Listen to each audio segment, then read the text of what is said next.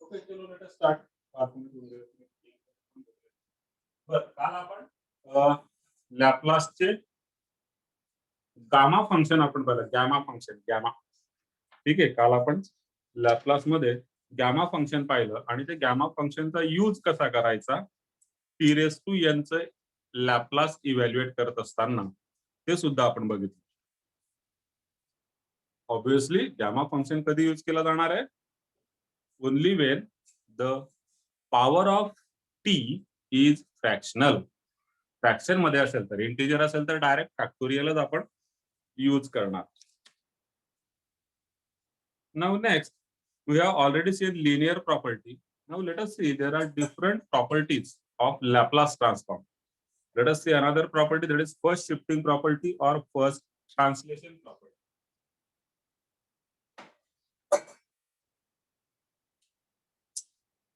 So we have seen linear property. Now we are moving to first shifting property, or it is also called as first translation property. Now since you are mentioning the word first, it means there must be second, third. Third असेल की नाही माहित नाही. ठीक आहे, first आपण word use करतोय म्हणजे सेकंड, थर्ड, फोर्थ, फिफ्थ अशा काहीतरी अजून पुढे असू शकतात. ठीक आहे, थर्ड फोर्थ नाहीये, सेकंड असणार आहे तुमच्या माहितीसाठी. सो या दोन प्रकारच्या शिफ्टिंग म्हणतो आपण किंवा ट्रान्सलेशन म्हणतो, या असणार आहेत आपल्याला. सो फर्स्ट शिफ्टिंग प्रॉपर्टी आपण अगोदर बघूया. फर्स्ट शिफ्टिंग प्रॉपर्टी या प्रकारे आहे. If Laplace of f of T is equal to f of s, then ठीक है, if Laplace of f of t is equal to f of s, then Laplace of e raised to at into f of t is equal to f of s minus a. Okay? So that is the first shifting property. now shifting property. It means what?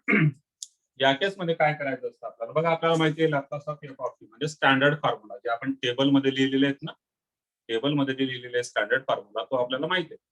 So Laplace of f of t जर f of s असेल तर Laplace of e raise to a t into f of t. F of टीचा Laplace मला माहिती आहे, पण आता त्या एफ ऑफ टी सोबत कोण येतोय? E raise to a t. In that case it is equal to ज्याचा एफ ऑफ टीचा लॅपलास एफ ऑफ एस होता. ठीक आहे, हा आपण फाइंड आउट करून घेणार आणि त्याच्यामध्ये I have to replace s by s minus A.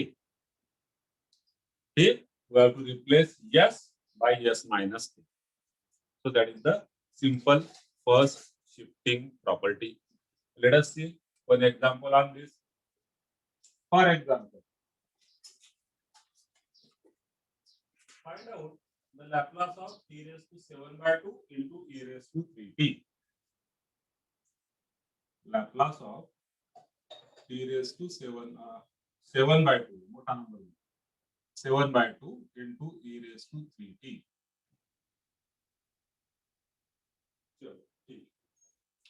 Now we have to find out Laplace of this. आता हे मल्टिप्लिकेशन आहे. ठीक आहे, दिस इज मल्टिप्लिकेशन. हा e raised to 3t इकडे पण असू शकतो. ते म्हणणार सर इकडे इकडे असं कसं काय झालं? मल्टिप्लिकेशन आहे, मागे पुढे असू शकतात. ठीक आहे, बर. आता मला याचा लॅपलास काढायचा असेल तर प्रोसिजर लक्षात घ्या. प्रोसिजर काय आहे? Procedure step by step. सगळ्यात अगोदर हा Laplace of e raise to a t into f of t आपण यूज करणार आहे. त्यामुळे ई रेस टू 3t ला बाजूला ठेवायचं सध्या आणि लॅपलास फक्त कुणाचा काढायचा? ई रेस टू 7 by 2 चा. So let us find out Laplace of e raised to 7 by 2. ठीक है, Laplace of e raised to 7 by 2 and it is equal to what? We can write it as gamma n plus 1. ठीक है, आपण काल आता formula लिहून घेतलेला in terms of gamma.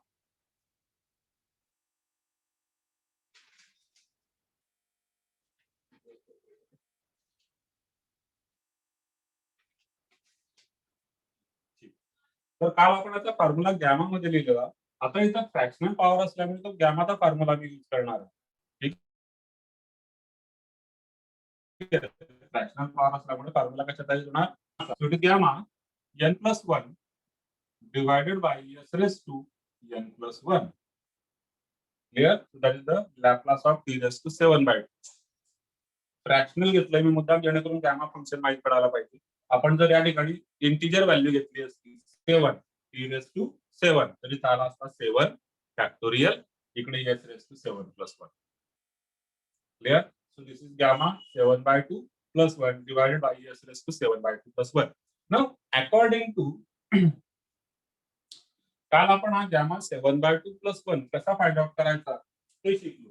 How to find out gamma 7/2 plus 1. ठीक आहे. आणि तो कसा फाइंड आउट केलेला आपण this is equal to gamma 7/2 plus 1 म्हणजे किती होऊन जाणार 2 1 2 plus 7 9/2 divided by s raised to 9/2. Now what is gamma 9/2? Gamma 9/2 कसा फाइंड आउट केलेला आपण काल मी तुम्हाला शॉर्टकट सांगितलेला. कोण सांगू शकतं काल आता शॉर्टकट काल आपण हा गॅमा 9/2 पण फाइंड आउट केलेला आहे. We have also find out gamma 9/2. कोण सांगू शकणार आहे कोणाच्या लक्षात कालच आपण शेवटचा पॉइंट हा डिस्कस केलेला होता. कुठून सुरुवात करणार gamma 9/2 it means what 7/2 into 5/2 into correct. सुरुवात झाली की मग पुढे अनुमानाची शेपटी मग ते लांबच जाणार. ते महत्वाचं आहे. Gamma 9/2 it means 9 minus 2 7/2 into 7 minus 2 5/2 3/2 1/2 gamma 1/2 हा सिक्वेन्स काल आपण बघू divided by s raised to 9/2. Now this is equal to what आता मल्टिप्लिकेशन 7 5 35 3 105 डिवायडेड बाय 2 2 2 2 है ना 2 raised to 4 that is 16 आणि इनटू हा s raised to 9/2 ठीक multiplied by this gamma 1/2 which is nothing but under root of pi. Naina, आज तू ठीक है today is your first day so remember certain things.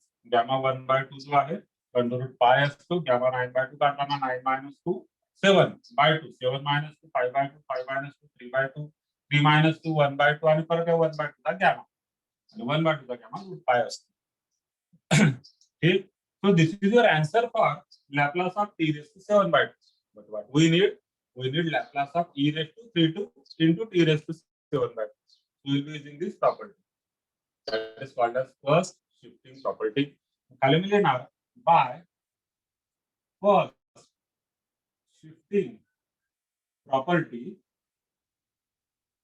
Laplace of e raised to 3t into t raised to 7/2 is equal to आता व्यवस्थित लक्ष द्या काय होतं t raised to 7/2 म्हणजे f of t आहे त्याचा लॅप्लास f of s आहे हा जो आहे हा कोण आहे this is f of s म्हणजे काय फंक्शन ऑफ s त्याच्यामध्ये व्हेरिएबल कोण आहे हा s it is a variable so this is a function of s now whenever we are multiplying this e raised to 7/2 that is f of t by e raised to at then we have to replace f of s by f of s minus म्हणजेच काय करायचं s च्या ठिकाणी मला s minus हे घ्यायचं आहे फक्त एवढं लक्षात.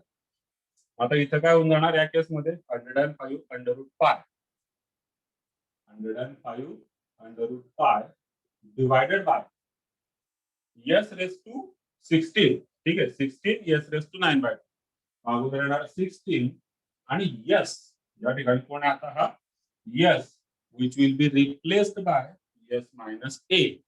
a म्हणजे किती ते लक्ष द्या a म्हणजे 3 आहे या केस मध्ये हा e raised to 80 आहे हा e raised to 3t आहे म्हणजे e ची व्हॅल्यू किती झाली 3 या ठिकाणी होऊन जाणार s minus a म्हणजे 3 bracket raised to 9/2 and that is your answer.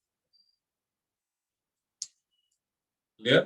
या पद्धतीने फर्स्ट शिफ्टिंग प्रॉपर्टी आपण यूज करणार आहे. काही डाऊट असेल तर विचारू.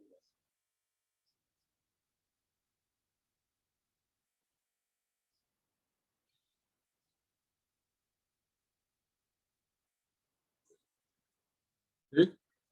So this is second property.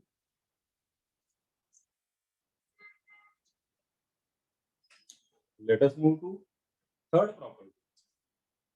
That is change of scale property.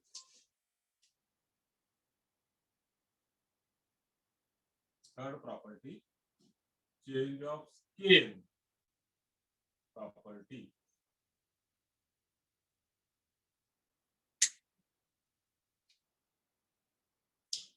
या प्रॉपर्टी मध्ये if Laplace of f of t is equal to f of s, then Laplace of f of a t is equal to 1 upon a into f of s upon a.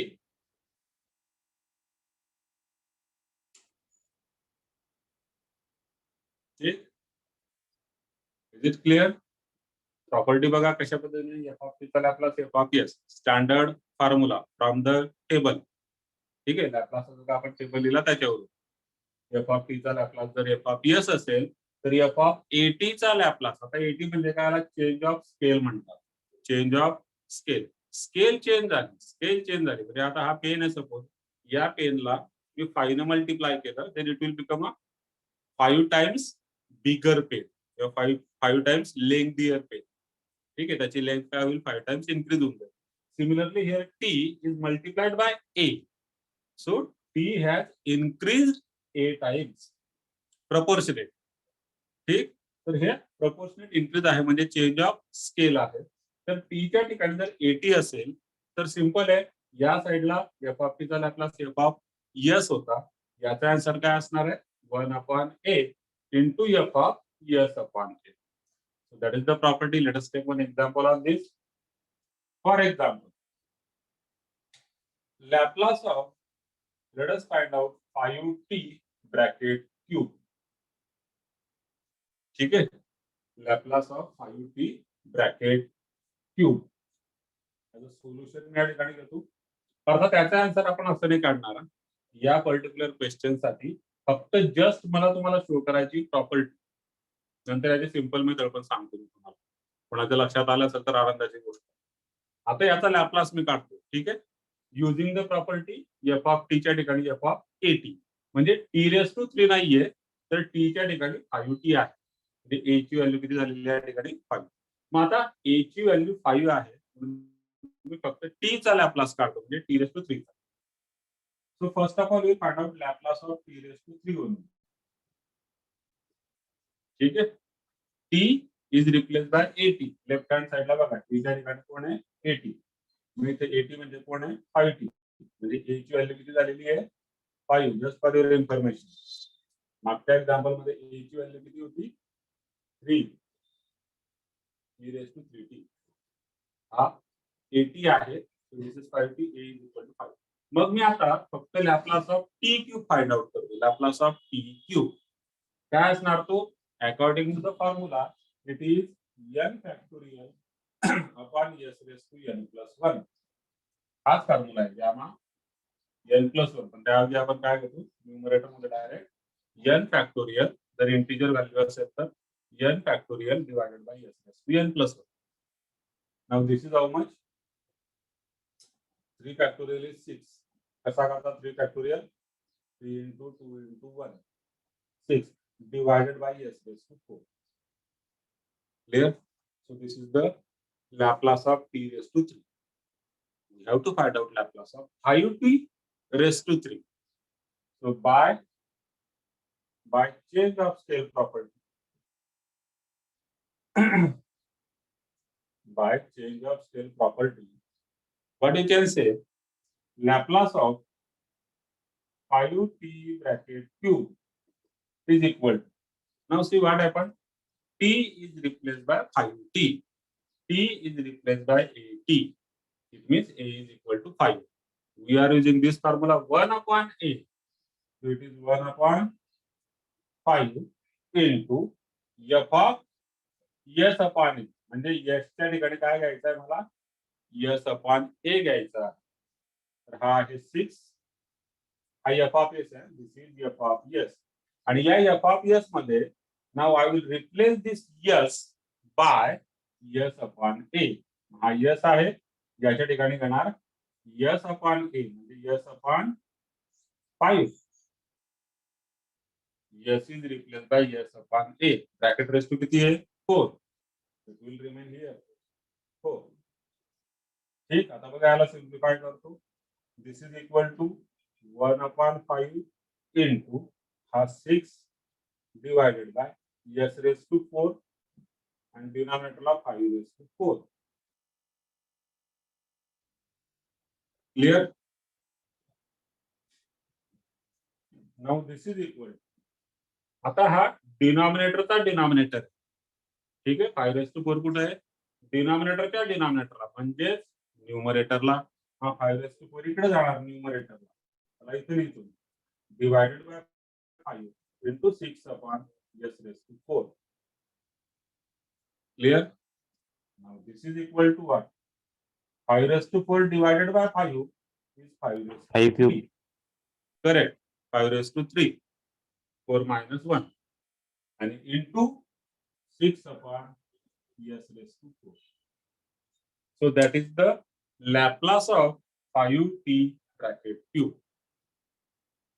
Clear? Using change of scale property. Property कशी use केली आणि कशी use करायची ते आपण या ठिकाणी show केलं. काय केलं आपण अगोदर एटी ला फक्त 5t होता तर त्याला फक्त टी समजलो, त्याचा लॅपलास काढला आणि त्याच्या लॅपलास मध्ये यस च्या ठिकाणी yes is replace by s minus A and also it is multiplied by 1 upon इकडे सोडलं. And then you got the answer. प्रॉपर्टीचं ऍप्लिकेशन आहे, प्रॉपर्टी कशी यूज करायची ते आपण शिकलो. आता एक लक्षात घ्या, या ठिकाणी या पर्टिक्युलर केस मध्ये मी असं सॉल्व्ह करणार नाही. हे फक्त मग तुम्ही सर कशाला केलं याच्याकरता की मी परत परत सांगतोय तेच की मला या प्रॉपर्टीचा फक्त ऍप्लिकेशन, ही प्रॉपर्टी कशी वापरायची ते शिकण्यासाठी आपण इथं सगळं केलं. How we are going to use this property. Clear. बर, मग आता समजा याचा लॅपलास काढायचा असेल तरी थोडीशी लेंथी मेथड, मग सोपी मेथड कुठली आहे कोण सांगू शकतं. तुम्हाला क्लिक झालाय का आतापर्यंत? नसेल झालं तुम्ही तर सांगणारच आहे.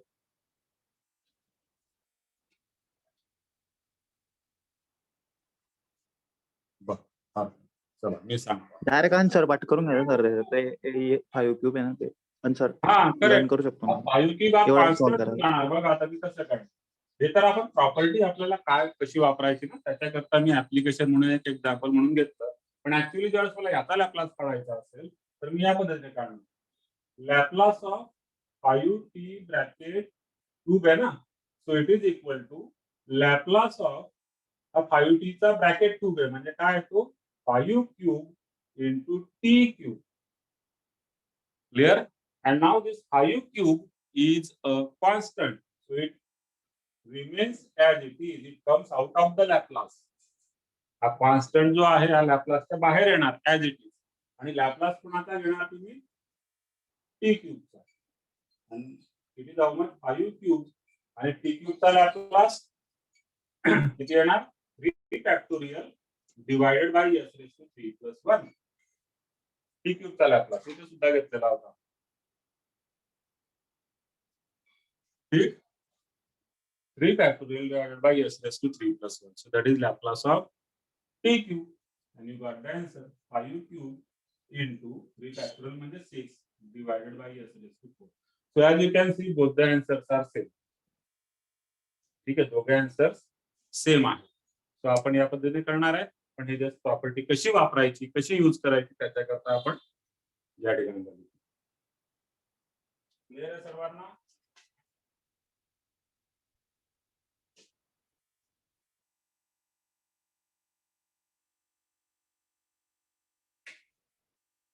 डाउट असेल तर विचाराल.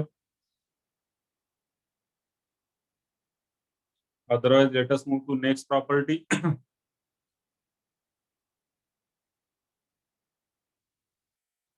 चला ठीक आहे, पुढच्या प्रॉपर्टीकडे जाऊया आपण. that is Laplace transformations of derivatives.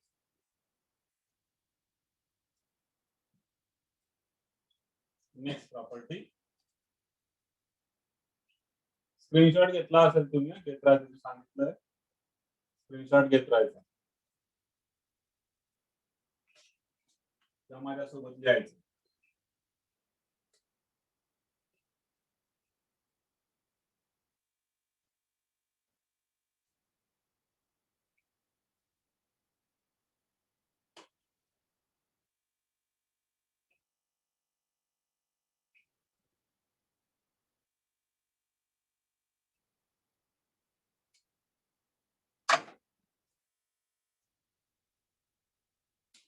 Next, fourth property, Laplace transformation of derivatives.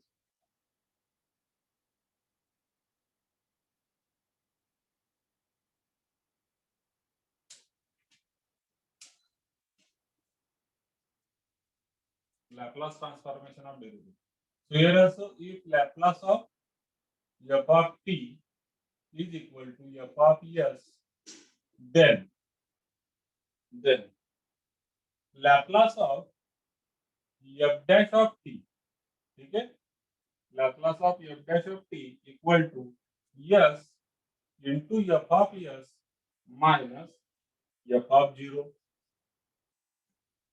Also, Laplace of f double dash of t is equal to s square into f of s minus s into f of 0 minus f dash of 0.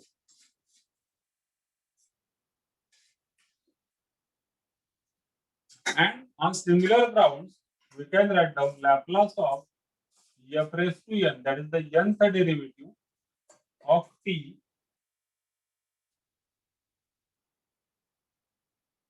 हा n सुद्धा bracket मध्ये लिहा, nth derivative दिसला पाहिजे तो. It is equal to, according to the same pattern, it will become s raised to n into f of s minus s raised to n minus 1 into f of 0 minus s raised to n minus 2 into f dash of 0 minus dot dot dot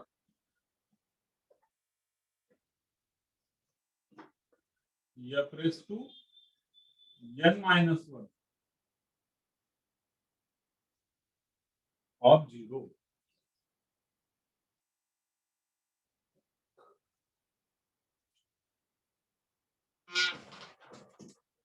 So थोडस वाईट nth डेरिव्हेटिव्हचा formula मी लिहिला, आता मी explain करतो हा नेमका formula काय आहे. Okay, see, first of all, what we know that Laplace of f of t equal to f of s. Now this is something we know from the table, standard Laplace formula.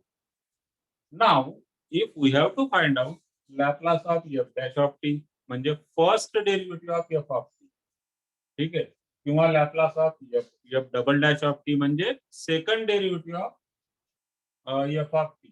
f double dash of t म्हणजे second derivative आहे f of t चा, किंवा Laplace of f raised to n, that is fn, this is called as nth derivative of f of t.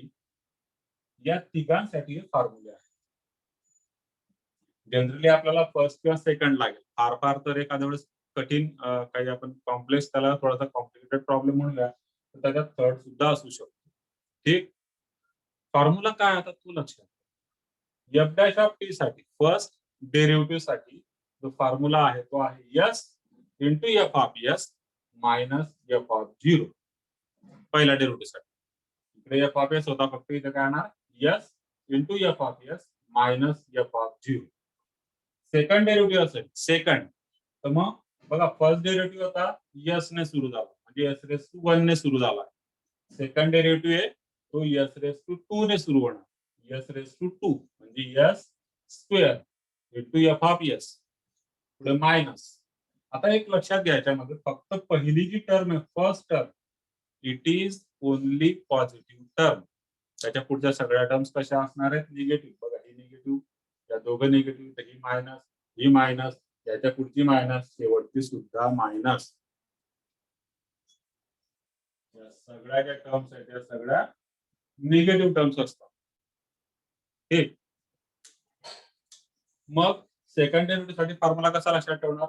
Yes second derivative म्हणून yes square ने सुरुवात झाली. पहिल्या term मध्ये यस स्क्वेअर, दुसऱ्या टर्म मध्ये यस, तिसऱ्या टर्म मध्ये यस गायब. म्हणजे यस रेस टू 2 हा यस रेस टू 1 हा यस रेस टू 0 म्हणजे 1. ठीक आहे. म्हणजे यस स्क्वेअर यस यस नाहीये या ठिकाणी. हा पॅटर्न झाला. पहिली टर्म पॉझिटिव्ह नंतरच्या निगेटिव्ह. पॅटर्न लक्षात ठेवायचं. ठीक. पुढे पहिल्या टर्म मध्ये एफ ऑफ यस आहे. दुसऱ्या टर्म मध्ये capital F of yes capital F of yes आहे पहिल्या टर्म मध्ये. सेकंड टर्म मध्ये एफ ऑफ 0. ठीक. त्याच्यानंतर एफ ऑफ 0 आणि त्याच्या पुढच्या टर्म मध्ये एफ डॅश ऑफ 0.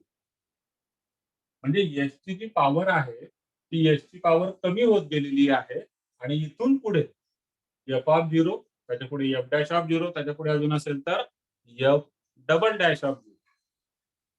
क्लिअर? जसे की या ठिकाणी तुम्ही बघू शकता एफ nth डेरिव्हेटिव्ह आहे ना. This is nth derivative of f of t. तो nth असल्यामुळे एस रेस टू एन ने सुरुवात होणार. पुढच्या टर्म मध्ये s raise to n minus 1, s raise to n minus 2 असं करत करत एस ची पॉवर कमी होत होत शेवटच्या टर्म मध्ये यस नसणार आहे. बघा इथं पण नव्हता तो, इथं पण नव्हता, इथं पण नाहीये यस, कारण त्याची पॉवर याच्याने कमी होत जाते. इथं 1 0 2 1 0 n n minus 1 n minus 2 3 2 1 0 शेवटच्या टर्म मध्ये यस ची पॉवर. पहिल्या टर्म मध्ये कंपल्सरी एफ ऑफ एस असतो.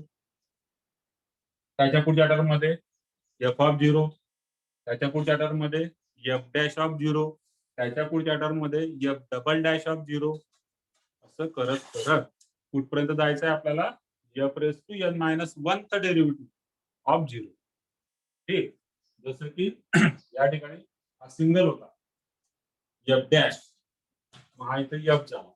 इथं 2 डॅश होत्या, हा एका डॅशला थांबला. म्हणजे हा डबल डेरिव्हेटिव्ह होता, हा सिंगल डॅशला स्टॉप झाला. हा nth डेरिव्हेटिव्ह आहे, हा n मायनस 1 th डेरिव्हेटिव्हला थांबणार. फॉर्म्युला लर्न तर करायचा सपोज, पण लर्न करत असताना पॅटर्न जर लक्षात घेतला, अंडरस्टँडिंग जर केली तर लक्षात. आता मुद्दा मी या ठिकाणी थर्ड लिहिलेला नव्हता. आता मी तुम्हाला याच्यावरून पॅटर्न जर लक्षात आला असेल तर मी थर्ड डेरिव्हेटिव्हचा फॉर्म्युला कशा पद्धतीने लिहू शकतो ते आता बघा. Third derivative Laplace of f triple dash of T,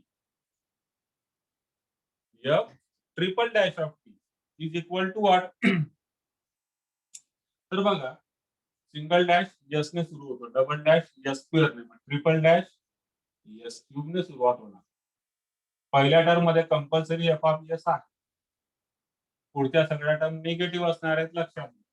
तर मायनस यस क्यूब होता यस स्क्वेअर, त्याच्यासोबत काहीतरी असणार पुढे मायनस यस स्क्वेअर होता, त्याच्या पुढे यस, त्याच्या सोबत काहीतरी असणार आहे मल्टिप्लिकेशन मध्ये. ठीक आहे. इथं काय असेल ते बघू नंतर. पुढे परत मायनस, आता यस काय होणार? गायब. S raise to 3 s raise to 2 s raise to 1 म्हणजे यस यस रेस टू 0 म्हणजे 1 तो लिहिला.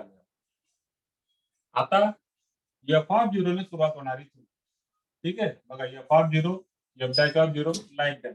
मग इथं कोण असणार?